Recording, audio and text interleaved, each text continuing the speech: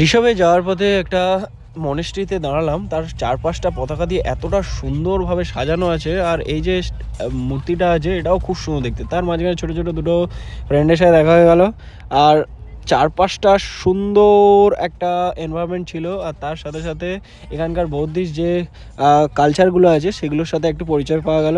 তার সাথে সাথে চলে এলাম ঋষভের টপে, একদম ছুটে দেখে নিলাম চারপাশের দৃশ্যটা প্রচুর সুন্দর। এখানে পিকগুলো দেখা যায় মেনলি।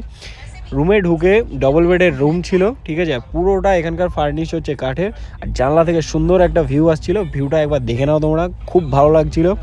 রাত্রেবেলা ফাটাফাট চা আর স্ন্যাক্সের মধ্যে পকোড়া দিয়েছিল, সেগুলো খেয়ে আর কিছুক্ষণ গল্প করে টাইম কাটালাম। তার মধ্যেই হয়ে গেল রাত, আর রাতে তাড়াতাড়ি ডিনার করে নিয়েছিলাম কারণ পরের দিনই বেরোতে হতো।